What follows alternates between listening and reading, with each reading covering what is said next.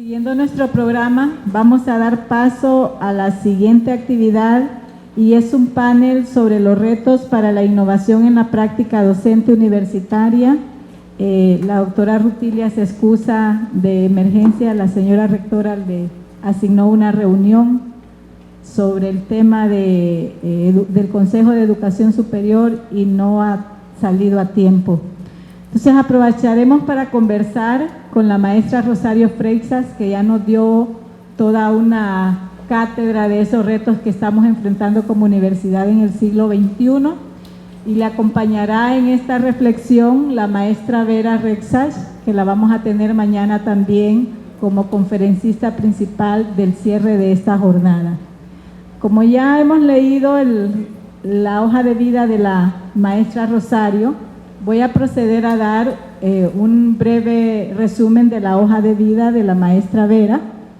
Ella es licenciada en Ciencias de la Educación, diplomada en Gestión de Instituciones Educativas, especialista superior en Informática Educativa y máster en Tecnología Educativa. Se ha desempeñado como docente, coordinadora en proyectos de integración de las tecnologías digitales en los niveles inicial, primario, medio y universitario. Además, se ha desempeñado como capacitadora en el uso de recursos informáticos en la educación para docentes en ejercicio de información. Ha sido disertante en jornadas, congresos, talleres a nivel nacional e internacional sobre esta temática. Integra el grupo de expertos de la OEI para la educación, la ciencia y la cultura y se desempeña como responsable del área de TICS y educación de la OEI en la Oficina Regional de Buenos Aires. Dirige el área de formación docente y TIC del Instituto Iberoamericano de TIC y Educación. Coordina actualmente la maestría en entornos virtuales de aprendizaje del Instituto de Formación de Virtual Educa en convenio con la Universidad de Panamá. Así es que estamos, ¿verdad?, con dos expertas en la temática que nos reúne en esta jornada y aprovecharemos entonces para tener un espacio en que puedan interactuar con ella, planteando algunas interrogantes que ustedes estimen convenientes. Cada una de ellas tendrá 10 a 15 minutos para poder conversar o exponer su reflexión sobre los desafíos para innovar en la práctica docente, y luego entonces tendremos un espacio para poder interactuar. Si comenzamos con la maestra Vera. Bueno, muy buenas tardes, espero que todos estén en la fase final de la digestión. Acabamos de pedir con Rosario que enciendan las luces para que nosotras también nos despertemos y podamos hacer de este momento un momento de conversación. Ustedes vieron que las estructuras a veces determinan el tipo de conexiones que hacemos con los demás, y están nosotras de este lado y ustedes ahí, unos detrás del otro, vemos sus cabecitas. Quizás no es el mejor entorno para ofrecerles un conversatorio, pero vamos a tratar. Hablar de los desafíos de la innovación en educación es un tema inagotable y uno podría encararlo desde el lugar de todo lo que falta hacer o todo lo que está mal, porque además esa es la forma más fácil. Cualquiera puede hincar la herramienta en una casa que está terminada y tirarla abajo, pero no cualquiera puede levantar una casa. Entonces es más fácil empezar por las cosas que están mal y que no son innovadoras y que son tradicionales y que son clásicas, bla, bla, bla, bla, bla, bla, bla, porque eso lo puede hacer cualquiera.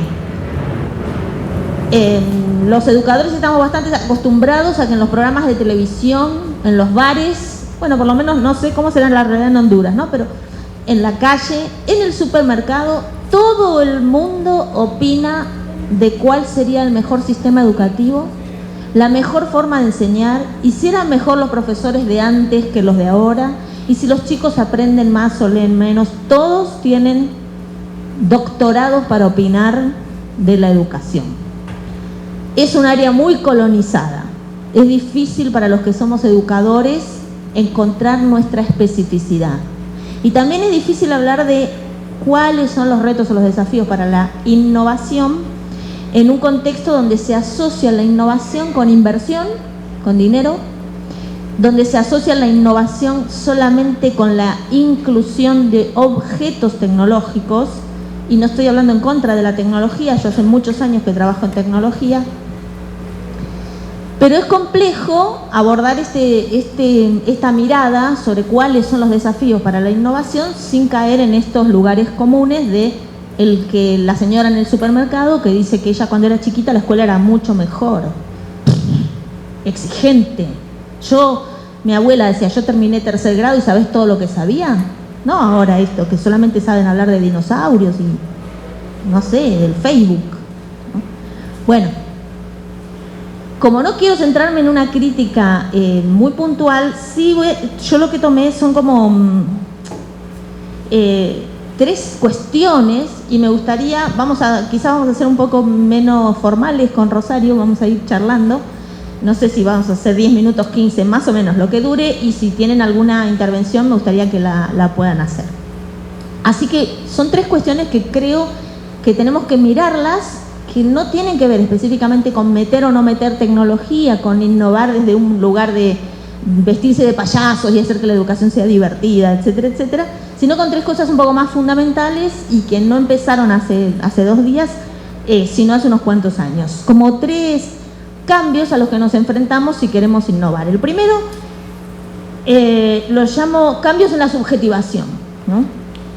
Nosotros, los educadores, tenemos ante nosotros un niño, un infante, un joven o un adulto que se está formando y que nosotros, de educadores, somos parte del proceso de hacer de esa persona un sujeto. Ese proceso de subjetivación está mediado por múltiples referencias y por múltiples intervenciones que hacemos nosotros como educadores, y en ese proceso de subjetivar, de hacer que ese estudiante anónimo, esa cabecita perdida ahí, se constituya en un sujeto, está sucediendo un cambio gigantesco al que identifico, no yo sola, pero muchas personas, como una mutación. Las mutaciones son cambios estructurales. Ese estudiante que tenemos ahora, ese joven, ese niño, sobre todo los niños, son mutantes diferentes a los que éramos nosotros, nuestros padres, nuestros abuelos, cuando nos constituíamos en sujetos de aprendizaje. Así que la primera cuestión que tenemos que pensar para pensar la innovación es ese proceso de subjetivación tiene que ser completamente diferente porque estamos frente a una mutación estructural y cíclica. No se puede volver para atrás, el tiempo nunca vuelve para atrás. El segundo punto al que nos enfrentamos es esta caída en el monopolio del saber. Esto, ¿hay gente acá menor de 20 años? ¡Qué suerte! Genial. Bueno, nuestros estudiantes menores de 20 años, los que todavía no ingresaron a la universidad, que están en la secundaria, en la primaria, los chiquitos, los que están en jardín de infantes, etcétera, tienen una relación con el saber muy, muy diferente de la que nosotros, que asistimos a otro tipo de formación, tuvimos. ¿Qué tiene que ver esto con la innovación? Tiene que ver con que el acceso a ese saber, que antes estaba en manos de uno, del que tenía el micrófono, y los demás se quedaban callados escuchando, esperando, tomando notas, mirando, ese modelo se cayó a pedazos. Yo en este momento estoy hablando, ocupo un lugar central en esta red. Ustedes me escuchan, casi todos me escuchan. Algunos estarán, como dice un amigo mío, con sus peras iluminadas haciendo esto, ¿no? Y eso, ¿vieron cuando vemos a los estudiantes, a los jóvenes que se les iluminan las peras, que les llegó un mensaje por WhatsApp? La pera, acá, el mentón. Jóvenes con mentones iluminados, ¿no? Entonces, el monopolio del saber, que antes lo detentaba yo, docente, el que estoy al frente, el que estoy diciendo que el teorema de Pitágoras, o que la criba de Eratóstenes, o que la llegada de los primeros colonos a la zona de los mapuches, bla, bla, bla, bla, ese monopolio del saber cayó. Ahí también hay que innovar. No hay un solo emisor del saber, no hay un único emisor del saber, no hay una única voz, hay una polifonía, y esa polifonía a veces se transforma en un murmullo. y el murmullo a veces no deja escuchar. Recién nosotros fuimos a comer a un lugar muy lindo. ¿Cómo se llamaba? Tony Marisco. Muy bien.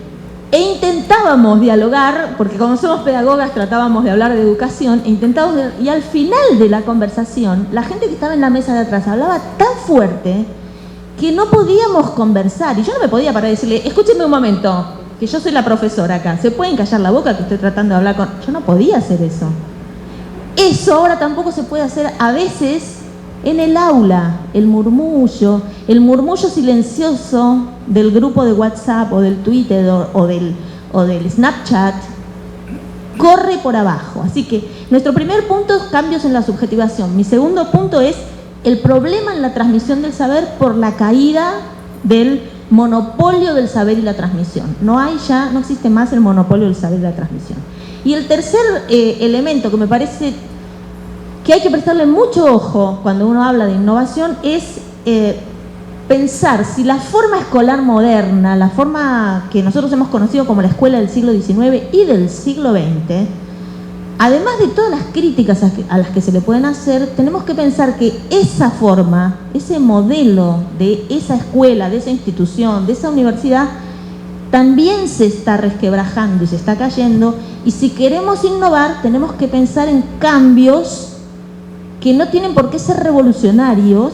Las instituciones mutan más lento, es verdad, está bien, no pasa nada con que muten más lento. Lo que tenemos que hacer es acompañar esos cambios con algunas iniciativas, y algunos de esos cambios tienen que ver propiamente con la estructura física, con dónde se sientan, dónde circulan, por dónde tienen permiso de pasar los estudiantes, a dónde tienen permiso de permanecer los estudiantes, los docentes, los graduados, la comunidad que está por el borde de ese espacio educativo que se puede llamar universidad, pero también se puede llamar escuela, también se puede llamar jardín de infantes. Entonces, el tercer punto es, ¿la forma escolar moderna, tal como la conocimos, sigue funcionando? No sigue funcionando, no está funcionando bien. Los esfuerzos que estamos haciendo para mantener esa forma no están dando buenos resultados. Nuestro desafío para la innovación entonces estará en mirar eso que sí tiene que ver con la forma, pero que también tiene que ver con el fondo. También tiene que ver, no solamente el recipiente es importante, sino también el contenido. Pero a veces, si el recipiente es inadecuado, el contenido no se lo aguanta demasiado bien. Entonces, tirándole estos tres problemas a Rosario, vamos a hacer, repito, resumo. Cambios en la subjetivación que hay que atender porque hay que innovar sobre eso. Problemas en la transmisión del saber que hay que mirar porque también hay que innovar sobre la forma en que transmitimos el saber. Y mirar el modo y la forma de lo que se llama la alfabetización clásica, ¿no? Porque ahora hay que agregarle unas nuevas clases de alfabetizaciones, la forma escolar moderna, moderna entre comillas, ¿no? Vieron que las eras se llaman antigua, etcétera, moderna, y ya la era moderna no es moderna, y ni siquiera es postmoderna, ¿no? Bueno, en ese sentido digo, hablo de la escuela moderna. Son como tres lugares donde yo creo que hay muchos desafíos para la innovación. Después, uno de ellos, desde ahí puede ir desagregando. No, hay que innovar en la pedagogía, en la metodología, en el tipo de recurso que utilizamos, pero todo está contenido en las grandes preguntas de la educación. ¿Qué queremos enseñar? ¿A quién le queremos enseñar? ¿Para qué le queremos enseñar esto? Bueno, por ahí, por ese lado, me parece que podemos empezar a pensar. Pues sí, efectivamente, Vera, colegas, lo que ha señalado son retos muy importantes que tenemos que atender.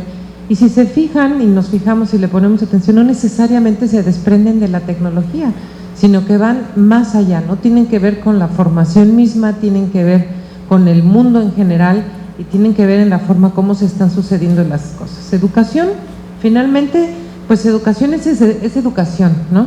Claro que ahora la hemos enfocado y todos nuestros esfuerzos, y así se llama el foro y así se llama la jornada, al tema del uso de las TIC y el uso recurrente de las tecnologías en educación, porque ha sido, digamos, de los cambios que hemos vivido, que estamos viviendo, quizá el más observable por un lado, pero por el otro lado el que ha requerido de la inversión bien cuantiosa de muchos recursos gubernamentales, de la empresa, privados. Entonces, como ha sido muy costoso, es quizá ahí donde se ha puesto más el foco y la atención, ¿no? Pero el tema de mover al ser humano, la subjetivación que llama Vera, el tema, ya no me acuerdo de los puntos, bueno, los 3 retos que marcan, pues si se fijan, de las formas de hacer y de las formas escolares modernas y la transmisión del saber, pero por supuesto que están impregnados y están, digamos, determinados por la tecnología, pero pues son temas, no son temas de tecnología.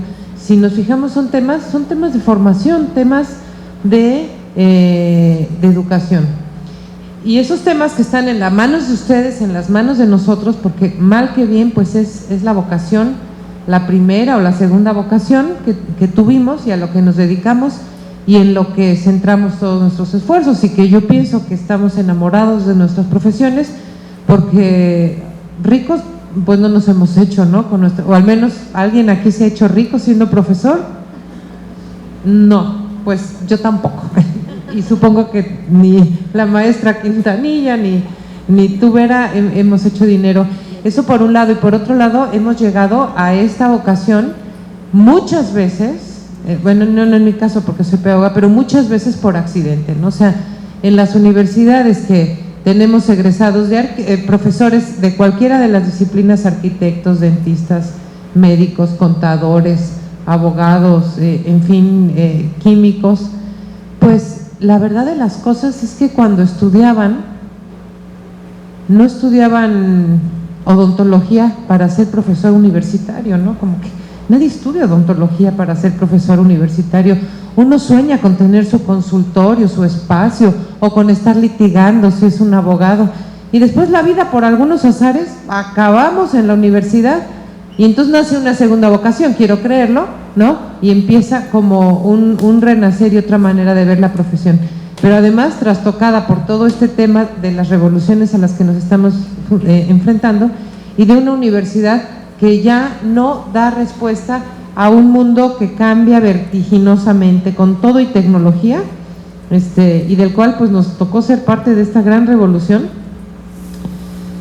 por lo que nuestro destino está previsto, dicen, y ahora está señalado como una gran competencia que hay que desarrollar en nuestros estudiantes, y le llaman la adaptabilidad, ¿no? Porque hay que desarrollar esta competencia para adaptarse al cambio constante. Lo que yo no sé, y lo pongo sobre la mesa y les pregunto, es si al docente le toca desarrollar esta competencia de adaptarse al cambio, o si más que eso nos tocaría ser los promotores de ese cambio, propiciar los cambios. Porque en educación vamos incorporando lo que ocurre en el mundo, pero muchas veces no nos anticipamos a lo que está ocurriendo en el mundo, cuando debería de ser la universidad porque es la universidad quien tiene encargado, digamos, la generación de saberes, el avance de la ciencia, la investigación, el cambio social, pues debería darse desde este motor, digamos, que son las universidades, y que van más allá del tema de la docencia, ¿no? Que también se atiende pues la investigación, la divulgación, la difusión de la cultura. Entonces nos toca como docentes adaptarnos al cambio o ser promotores de ese cambio, ¿no? En vez de estar llegando como atrás. En el tema de la tecnología, y ahora sí voy a referirme específicamente al de la tecnología, pues seguramente porque es el que más conozco, y de los otros sé poco, ha ocurrido que nos vamos adaptando a lo último que sale en tecnología, ¿no? Entonces, si se desarrolla tal tecnología nueva, pues ahora hay que incorporar la educación. ¿Por qué? Porque allí está. Entonces, acabamos inventando problemas para soluciones que ya están en el mercado, ¿no? O como decimos, le tenemos que comprar un barco a la claraboya, ¿no? Tenemos una claraboya y ahora hay que construirle un barco porque pues ya está la claraboya. Entonces, yo pienso que lo estamos haciendo un poco al revés, ¿no? Y como se hizo la tecnología, Microsoft, por ejemplo, Windows, pues llegó para la oficina, así se llama, ¿no? Office. Y en la escuela lo hemos usado y toda la metáfora de Office que conocemos, pues es una metáfora de oficina, ¿no? Archivo, carpeta, escritorio, ¿sí? Son metáforas que hemos adoptado, pero que no salieron de la educación y no salieron de la escuela. Entonces ahí vamos, ¿no? Viendo por dónde va la marea para adaptarnos a eso y es lo que habría que preguntarnos, si queremos ser innovadores, ¿cómo tendríamos que abordar esto si estamos acostumbrados, y ya es gran cosa, adaptarnos al cambio? Voy a referirles para que quede esto como más ilustrado, las funciones de la educación. O sea, la educación tiene dos funciones que se complementan y que parece que se contradicen, pero conviven, ¿no? Entonces, una función de la educación pues es una función conservadora y la otra es una función transformadora. La función conservadora pues es aquella que permite que la sociedad se reproduzca, ¿no? Y eso está en manos de la educación, y para eso las universidades también existen, ¿no? Para que se pueda reproducir un sistema, porque es necesario que el sistema se reproduzca, ¿sí? Para que haya profesionistas de las áreas que se necesita que hayan profesionistas, para que la sociedad siga corriendo normalmente, ¿sí? Para que quede en manos de unos que saben cómo hacer las cosas que se hacen. Pero al mismo tiempo la educación tiene que atender a esa función transformadora, ¿no? Que esta sí que es revolucionaria. Es una función que también permite que se aprendan a hacer cosas diferentes, que las cosas, que la sociedad pues sí se reproduzca, se tiene que reproducir, pero también se tiene que transformar, también se tiene que actualizar, también tiene que romper con lo ya establecido. Y esa función transformadora que también tenemos cada uno de nosotros, es más fácil que se nos olvide y atendamos a la otra, porque la otra nos permite establecer ciclos más o menos cómodos, ¿no? No salirnos de nuestro status quo y cómodamente repetirnos año con año, semestre con semestre. Ya sé cómo hacer las cosas, esto me funciona, esto no. Pero si queremos ser profesores innovadores, pues tendríamos que poner los ojos en la función transformadora de la sociedad. Tendríamos que poner los ojos en anticiparnos a lo que ya viene. Y tendríamos que ser bien sistemáticos para innovar y no estar haciendo ocurrencias, porque no cualquier cosa que se me ocurra es una innovación, no por hacerlo diferente es innovador, ¿no? Tendríamos que estarlo implantando, evaluando, mejorando, ¿sí? Poniendo a prueba. Entonces esto pues nos requiere mucho más trabajo, nunca previsto para aquel estudiante que soñaba con tener su despacho, pertenecer a una gran firma y cualquier cosa, estar construyendo puentes en un quirófano, jamás como un profesor universitario. Pues aquí estamos con un segundo sueño, no mucho dinero y una responsabilidad tremenda, pero bueno, eso es lo que nos tocó. La ventaja a cambio de eso es que sí nos apasiona, nos encanta, y por algo seguimos aquí, ¿no? Tiene alguna magia ese reto que nos incita a seguir vivos y a seguir trabajando en eso. Sin duda pues es la magia de la formación, del reto primero que nos ponía Vera, de la subjetivación de la función subjetivadora de la educación, ¿cierto? Tenemos justo 10 minutos en caso que hubiese algún comentario o alguna consulta a nuestras panelistas. Quería mostrar una cosita, si me permites, que traje hoy temprano. Quiero hacer un pequeño experimento que tiene que ver también con qué nos pasa a nosotros que somos letrados y formados. Yo estaba tomando notas visuales, después las voy a poner en Twitter, así que si quieren, yo tomo notas con dibujitos. ¿Ven? Una claraboya parece barco, yo dibujé la claraboya el barco. Después me voy a acordar. Alan, ¿está por ahí? Yo le había dejado un PowerPoint chiquito. ¿Podemos hacer una prueba? Yo quisiera hacer una prueba, necesito 2 voluntarios. Dispuestos a pasar vergüenza, humillación. 2 voluntarios, Sonia. O 2 voluntarias. Allá viene otra. Acá. Muy bien, perfecto. ¿Me podés poner el PowerPoint? Sí, 2. Esto solamente para mostrar una cosa. Tomo la palabra que dijo Rosario, no es cuestión de cambiar. Sí, quédense ahí, ahora les doy una tarea. Se llama Honduras la carpeta, es una carpeta que... adentro de ahí. Bueno, si no, lo que pasa es que no lo puedo hacer sin el dibujito. Búscate una carpeta que se llame Honduras, hablando de Office y sus metáforas, ¿no? Hay una función F3 que busca rápido. Tomo de lo que decía Rosario acerca de nosotros necesitamos innovar y cambiar, no porque solamente nos guste, sino porque hay dos funciones básicas de la educación, la conservadora y la transformadora, y elegimos también la función transformadora porque estamos pensando en hacer cosas diferentes. Pero no solo hacer cosas diferentes quiere decir que en eso vamos a innovar. En estos días en Argentina hubo elecciones y uno de los logos de las metas de una de las campañas decía cambiemos, no sé qué, pero cambiemos, ¿no? Y solo el cambio no alcanza. El cambio no es innovación, el cambio no es por sí mejora.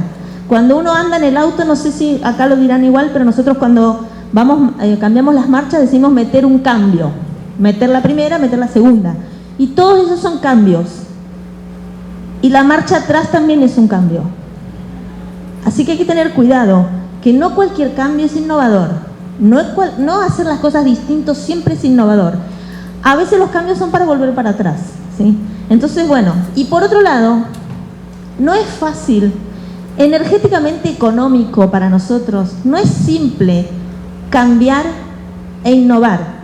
Tal como lo decía Rosario, es más fácil y más placentero y más predecible tener el programa listo y los objetivos redactados y las clases determinadas y qué voy a hacer hoy, mañana, jueves y el día 25 de octubre del año 2017. Si yo lo tengo todo tan planificado, claro que me va a ser menos estresante, me va a cambiar menos el contexto y voy a tener más control. ¿Se acuerdan del Superagente 86? ¿De la serie del Superagente 86? Hoy hablaste de Blade Runner, ahora yo el Superagente, somos completamente vintage. Bueno, el Superagente 86 eran dos entidades que luchaban, caos y control, ¿no? Bueno, las universidades son ese lugar donde permanentemente el caos y el control se disputan la presencia. ¿Lo encontramos ya? ¿Sí? Eso. Bueno, ¿lo ven? Esos son los nombres de los colores en japonés. Orenji quiere decir naranja, aoi quiere decir azul, gure, gris. Disculpen mi mal pronunciación del japonés. Murasaki, violeta. Kuroi, marrón. Akai, naranja. Pinku, qué gracioso, ¿no? Rosa. Midori, verde. Kiro, amarillo. Entonces yo le voy a pedir a alguna de ustedes, a Luz, que lo más rápido que puedas digas los colores de esas palabras, no en japonés, los colores. Los colores, sí, los colores de esas palabras, ya. Anaranjado, azul, gris, violeta, café, anaranjado, rosado, verde, amarillo. Muy bien, perfecto. No se sabía japonés, ¿no es cierto? ¿Vieron? Sin trampa lo hizo, sin saber japonés, dijo los colores. Pásame la siguiente. Ahora le toca a Sonia. Anaranjado, rosado, azul, gris, violeta, rojo, amarillo, verde, negro. Era más fácil porque era en español. Pero ahora le vamos a hacer una trampa a Sonia. Ven, de nuevo. De nuevo, los colores quiero. La siguiente. Rojo, gris, azul, violeta, café, rosado, verde, amarillo, anaranjado. Muy bien, un aplauso. ¿Quién de ustedes cuando tuvo que leer eso no leyó naranja, rosa, azul, violeta, rojo? ¿Sí? El cerebro letrado lee lo que dicen las letras, aunque la consigna diga otra cosa. Y ahora les hago una prueba a todos ustedes. Este va a ser rápido, ¿vale? Sácalo. ¿Qué decía? ¿Qué decía en ese dibujo? Coca-Cola. A ver, de vuelta. ¿Qué dice?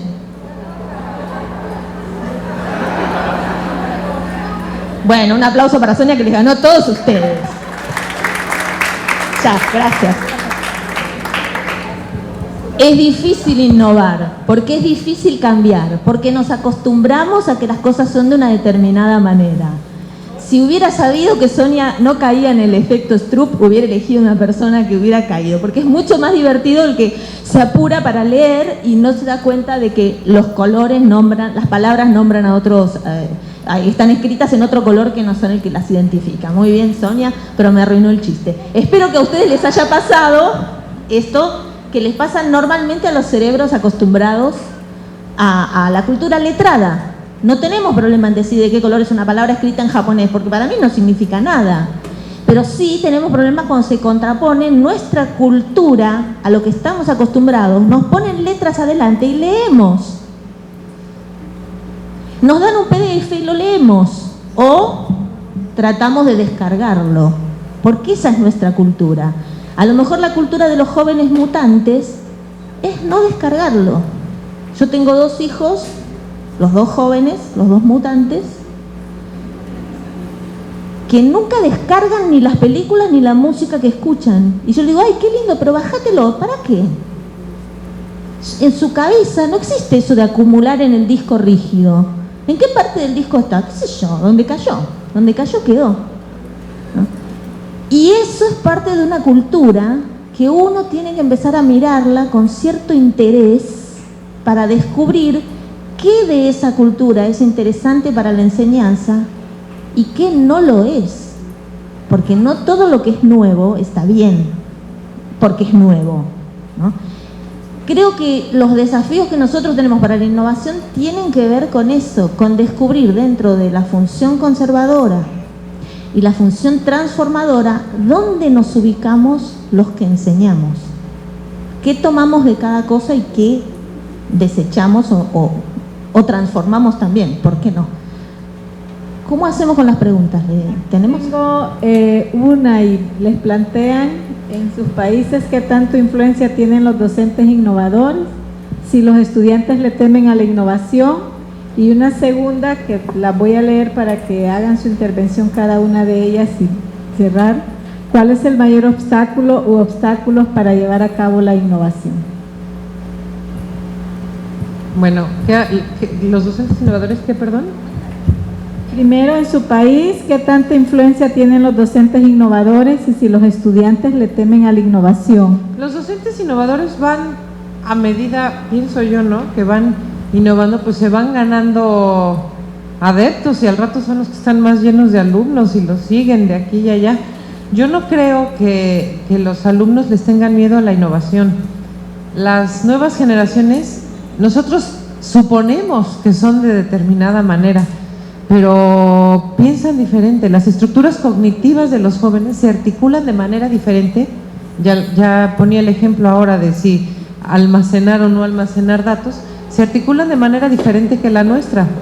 Y eso es uno de los problemas que ha hecho que se distancie el aula del mundo real, ¿no? El discurso de los jóvenes va por un lado y el discurso de los profesores va para otro, y no se tocan. Cuando el profesor innova y se empiezan a tocar estos dos discursos, pues el joven no le tiene miedo. En un estudio reciente en el que participé sobre exclusión educativa, que es tremendo y es terrible, y estoy seguro que en su país pasa lo mismo, y en toda América Latina hay una gran exclusión educativa, y en la encuesta que hacíamos a los jóvenes de media superior de por qué se retiraban de estudiar, por qué abandonan el secundario, por qué abandonar el nivel secundario, un gran porcentaje respondió, y fíjense qué triste, por aburrimiento. Los estamos perdiendo por aburrimiento. ¿Qué ofrece la escuela que pueda enganchar a los estudiantes con cuestiones que les interesan si seguimos repitiendo el movimiento rectilíneo uniformemente acelerado?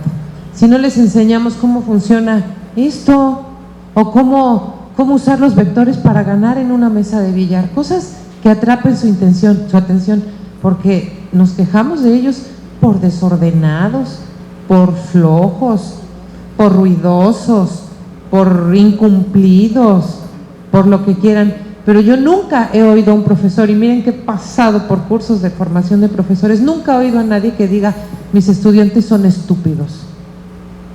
Eso no. Entonces, si nosotros innovamos, los vamos a enganchar, porque vamos a innovar con temas, con métodos, con iniciativas que nos enganchen y que nos permitan por fin romper ese silencio o ese diálogo paralelo que corre y que no se toca. Entonces, para innovar primero vamos a tocar, ¿no?, a la puerta, vamos a tocar al intelecto y vamos a tocar a las emociones de nuestros estudiantes.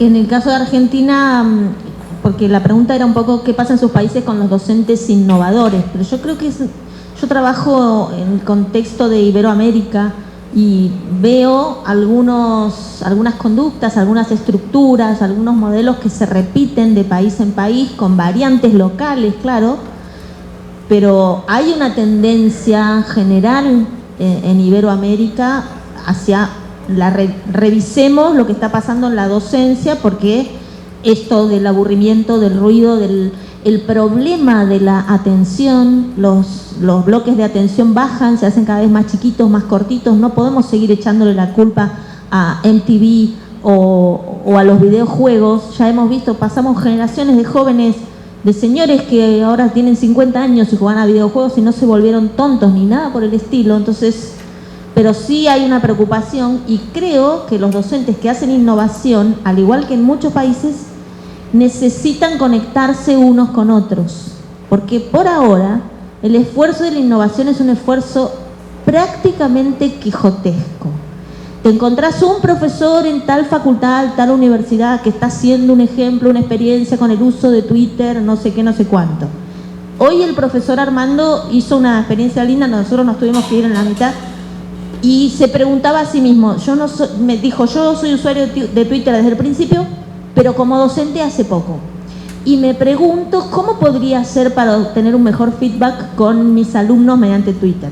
Entonces yo que estaba en Twitter le mandé un mensaje a Pierre Levy, que es un profesor que trabaja en Canadá, en Ottawa, hace mucho tiempo con redes sociales y Twitter, y le dije, ¿tendrás algún ejemplo para darme?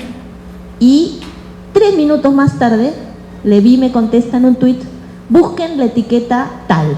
Y ahí van a ver un montón de ejemplos de cómo yo trabajo con mis alumnos universitarios con Twitter. Y me deja la tarea a mí, o al profesor Armando en este caso.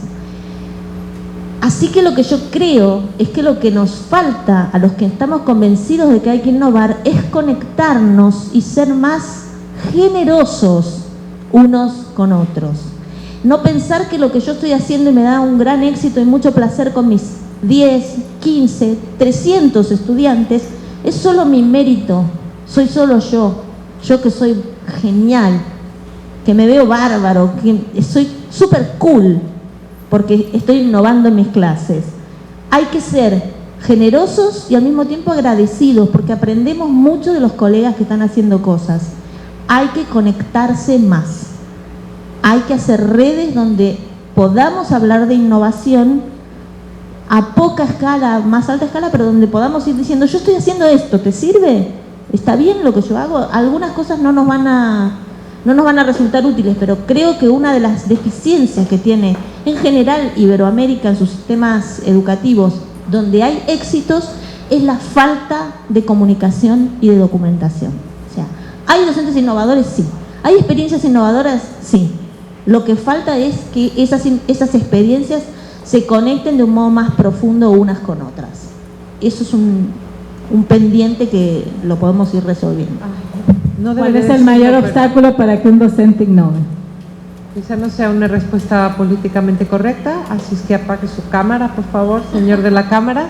La universidad, o sea, las estructuras de la gestión, yo creo que es, bueno, ya me están haciendo así, entonces panela, hágale un paneo así para que se vea que no soy la única que piensa lo mismo.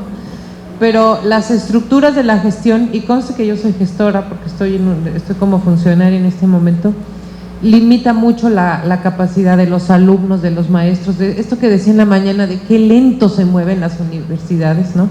Hemos, por ejemplo, insistido en el tema de la movilidad, de por qué no puede un alumno que está en distancia pasar a presencial esta asignatura y está abierta, y está a la Universidad de La Plata y no sé, ¿por qué? Porque hay una estructura burocrática atrás, muy pesada, que está amarrada a un sistema de créditos y a un sistema de acreditaciones y de constancias que la hace pesada, y el profesor innovador pues tiene, uno, que sujetarse a eso, ¿no?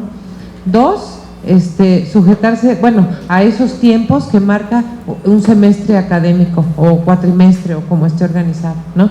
Tres, dividirse porque tiene grupos, ya me lo decían en la mañana, aquí en Honduras hay grupos de 60 o de 120 alumnos, ¿no? Es un sistema pesado en el que tenemos que movernos y que tenemos también que aprender a darle la vuelta un poco, sin incumplir, por supuesto, porque pues también, es que también es necesario, no es como una relación perversa, porque pues lo necesitamos y esas acreditaciones pues se necesitan, y las matrículas y todo lo que nos marca, ¿no?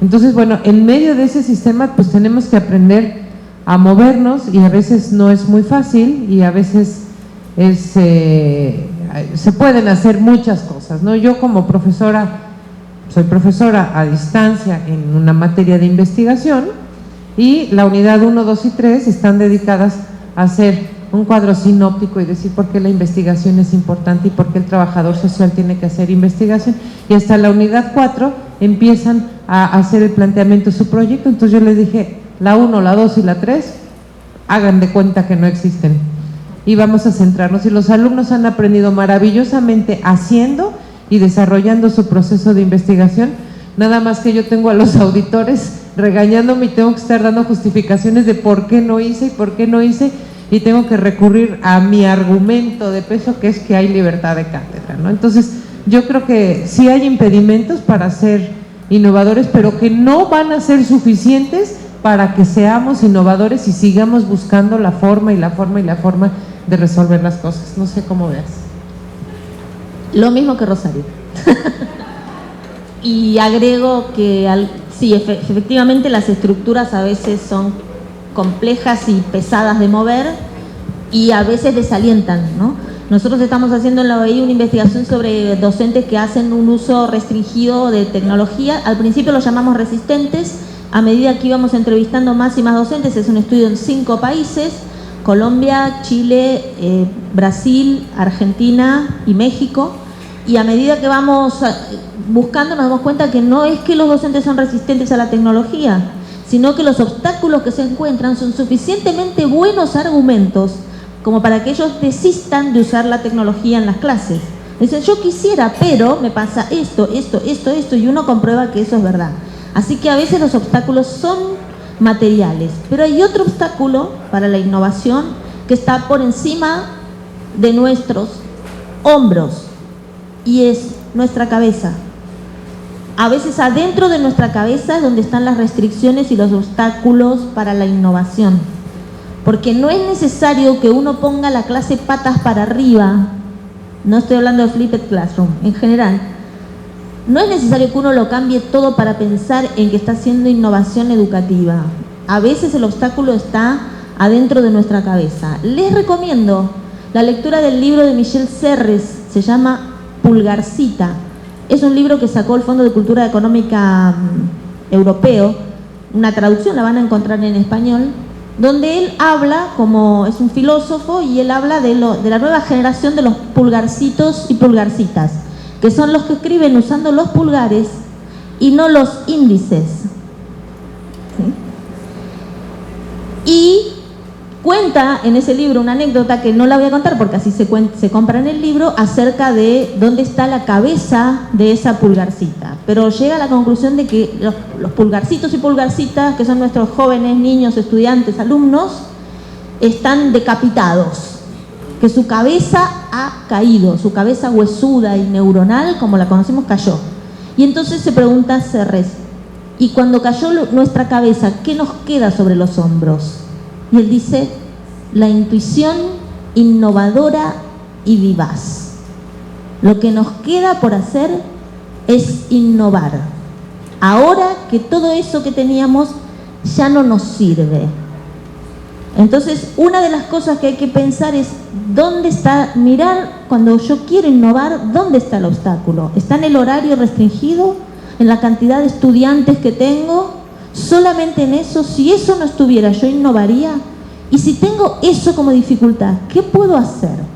¿Qué tengo sobre mi cabeza que me sirve como intuición innovadora y vivaz? Esa es también otra tarea para el hogar. Muchísimas gracias. Y yo cierro, creo que a mi juicio el desafío es desaprender y reaprender. Creo que es un fuerte desafío que tenemos los profesores para poder innovar. Les pediría un fuerte aplauso para nuestras panelistas y les entrego su diploma de participación.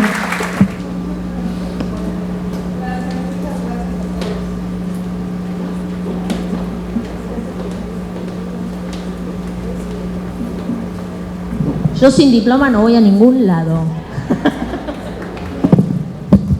Bueno, un aplauso para nuestras panelistas.